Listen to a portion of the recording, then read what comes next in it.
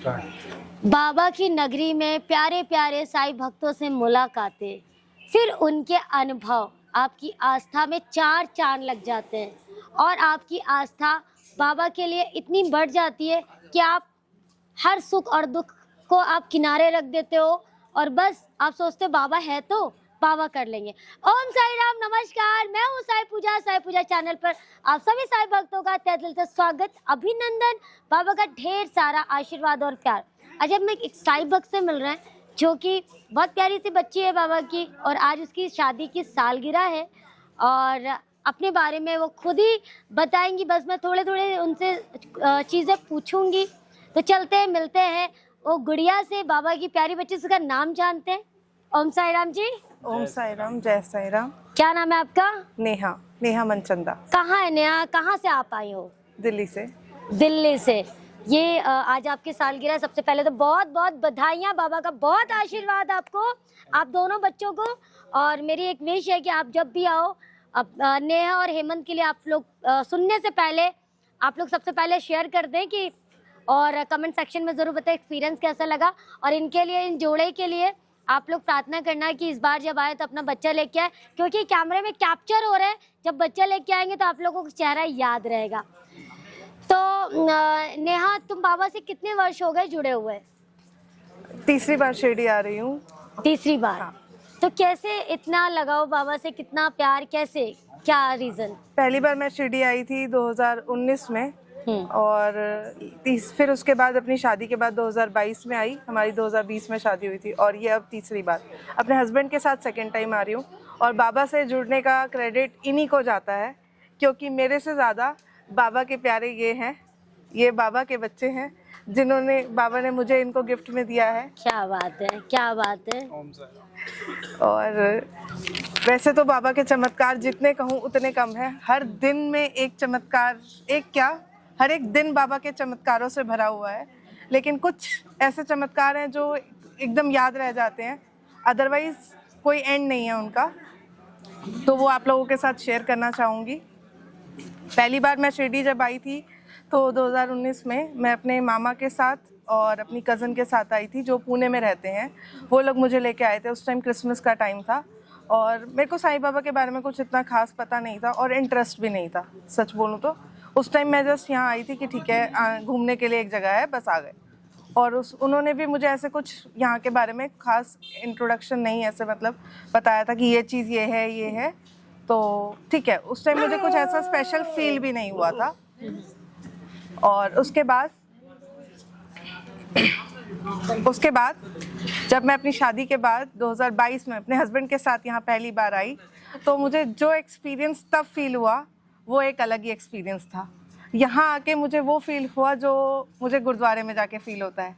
Because मैं गुरुद्वारे जाना, मतलब मेरा एक रूटीन है, जो मैं गुरुद्वारे जाती हूँ तो मुझे वहाँ जाके जो फीलिंग आती है वो पहली बार मुझे किसी मंदिर में आई, जो कि यहाँ आई शिरडी में। तो वो मेरे लिए एक बहुत मैजिकल मोमेंट था। ऐसा मेरे साथ आज तक कभी भी नहीं हुआ। नहीं तो गुरुद्वारे में जाके मेरे को एक अलग ही सुकून मिलता है, जो कभी मैं बुराई नहीं कर रही किसी मंदिर की या किसी जगह की। अगर किसी की फीलिंग्स हर्ट हो तो उसके लिए सॉरी, बिकॉज हर जगह सब सेम है, बस ये हमारी श्रद्धा है। किसी को कहीं जाके अच्छा लगता है, किसी को कहीं। तो बट मुझे कभी भी किसी मंदिर में वैसा फील नहीं हुआ। शायद मेरी उसमें कुछ गलती होगी कि मेरे अंदर वहाँ के लिए श्रद्धा नहीं है या कुछ, मैं अपने कोई गलत कहूँगी। बट यहाँ जब मैं इनके साथ आई, उन्होंने मुझे हर चीज़ के बारे में इतनी डिटेल में बताया जो कि मुझे नहीं पता था। तो मुझे यहाँ एक अलग सी मैजिकल फीलिंग हुई जो मुझे हमेशा होती। तब से मेरे को बाबा से लगाव होना शुरू हुआ।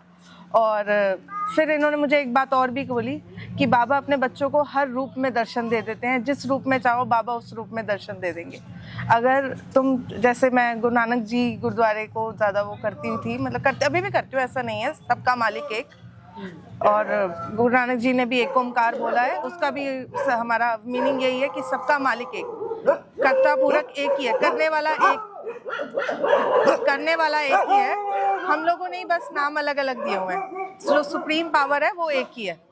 और साईं बाबा ने भी हमें यही सिखाया है, सबका मालिक एक। तो मेरे हस्बैंड ने मुझे ये बोला कि अगर तुम ध्यान से चाहो, मतलब बाबा से प्रे करो, तो वो तुम्हें गुरु नानक जी के रूप में भी दर्शन दे देंगे।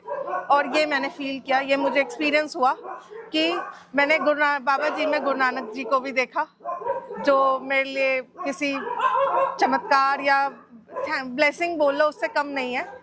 फिर मेरे को इन्होंने बोला, बाबा अगर तुम चाहो तो तुम बाबा में तुम्हारे पापा भी दिखाई देंगे। मेरे पापा इस टाइम यहाँ मतलब मेरे साथ नहीं है, उनको गए, बाबा अपने पास ले गए हैं, उनको गए हुए 9 साल हो जाएंगे। और जैसे अब अगर मैं चाहूँ तो मेरे को बाबा में भी अपने पापा नज़र आते हैं। अगर मेरे मन में कोई बात होती है तो मैं उनको बोलती हूँ, मुझे पता है वो मेरे पापा तक पहुँचा देंगे, क्योंकि उन्हीं के पास है, वही उनका ध्यान रख रहे हैं। और बस यही है कि हर मोमेंट बाबा का दिया हुआ है, हर चीज़ उनकी दी हुई है, हम उन्हीं के बच्चे हैं, सब वही कर रहे हैं, सब वही रक्षा करेंगे। इससे ऊपर या इससे ज़्यादा मैं कुछ भी नहीं हूँ। वही सब करवाते हैं, वही रक्षा करते हैं, हम फालतू में ही टेंशन लेते हैं, उन्होंने सब कुछ सोचा होता है बस। और जैसे कि कल पूजा दीदी ने कल भी हमारे साथ बात करी और बताया कि हम बच्चों के लिए सामान लेकर आए हैं, तो वो भी हम नहीं है लाने वाले, वो बाबा हैं जिन्होंने इनके मन में वो थॉट लाया कि हाँ यहाँ बच्चे हैं, उनके लिए हम सामान लेकर जाएं, तो वो बाबा ही सब करवाते हैं। अब ये बच्चों के लिए भी प्यार हमारे मन में कैसे आया वो भी मैं शेयर करना चाहूँगी।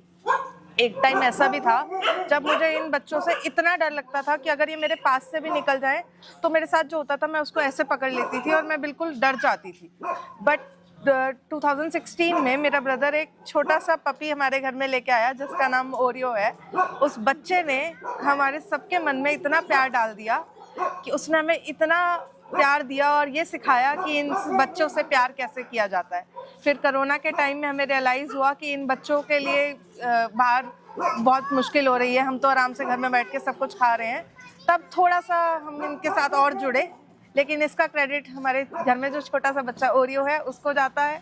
उसने हमें इनसे प्यार करना और इनसे जुड़ना सिखाया। फिर धीरे धीरे और प्यार बढ़ता गया और इनके साथ भी जुड़ते गए। बस बाबा की कृपा है कि वो हमें इनके साथ जोड़े रखें और अपनी शरण में रखें।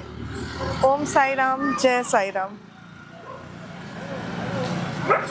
मैं बाबा से कैसे कनेक्ट हुआ, मैं कुछ लफ्ज़ों में बयान करता हूँ। मेरा एक बेस्ट फ्रेंड था, मतलब अभी भी है, अमन है। वो एवरी थर्सडे साईं बाबा में मंदिर में सेवा करता था। मैं कहता हूँ भाई मैंने सेवा नहीं करनी, कहता कोई नहीं करनी तो मेरे साथ चल, बट वहाँ पर बैठ जाइए, कुछ मत करियो, मैं करूँगा सेवा, मेरे जैसे मैं कर रहा हूँ देख लियो, मन करे तू कर लियो वरना मत करियो। एक हुआ वीरवार, 2 हुआ, 3 आया, चौथे में मेरे खुद मैं कहा भाई मैं सेवा करना चाहता हूँ। कहता कर ले भाई। शाम के टाइम बाबा की आरती के बाद हम सेवा करते थे।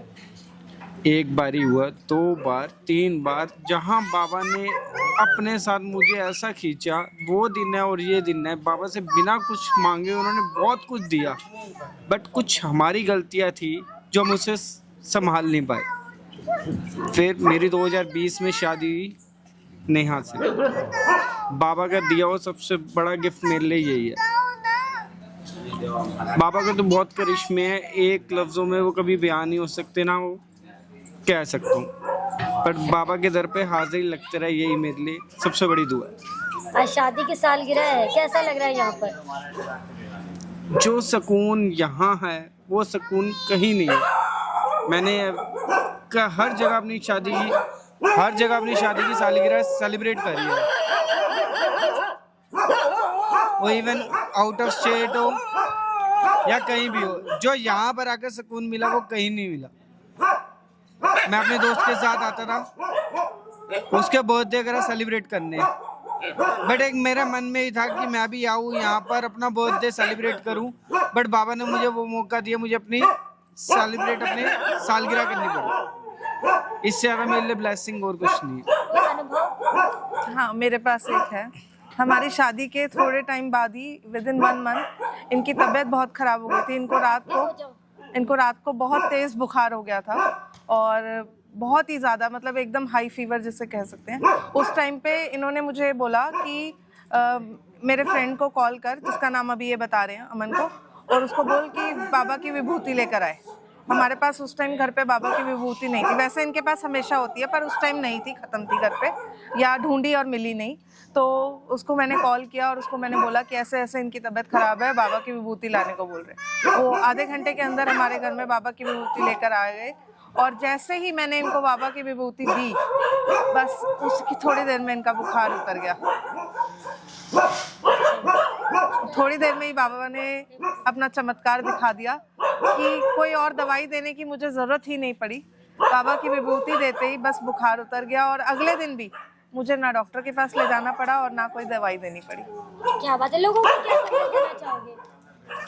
ज़्यादा से ज़्यादा साईं भक्तों के साथ आप जुड़िए, उनका एक्सपीरियंस आप लीजिए। आप एक बारी साईं के दर आके देखिए, जो आपको सुकून मिलेगा ना वो आपको कहीं और नहीं मिलेगा। और मैं ये कहना चाहूँगी कि बाबा का ही संदेश देना चाहूँगी, सबका मालिक एक। ये सिर्फ हम लोगों ने ही नाम दे रखे हैं, अदरवाइज शक्ति एक ही है। बस अलग अलग तरीके हैं याद करने के। बस जिसको भी याद करें, सच्चे मन से याद करें तो वो ज़रूर आते हैं। बाबा को भी हम जब सच्चे मन से पुकारते हैं तो अपने भक्तों की ज़रूर सुनते हैं। बस उन्हीं के 2 वर्ड्स हैं, श्रद्धा और सबूरी। विश्वास पूरा रखें और सब्र रखें, पेशेंस और ट्रस्ट, बस यही है। और बस बाबा फिर सब कुछ करके दिखाते हैं।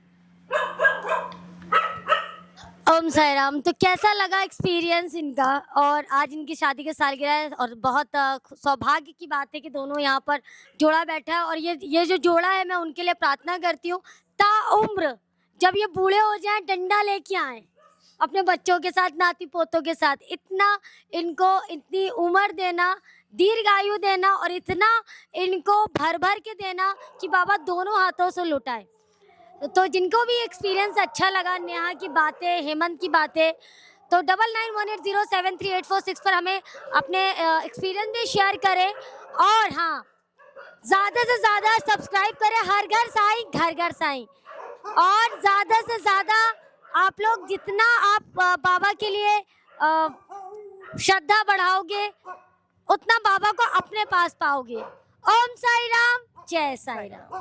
ओम साई राम।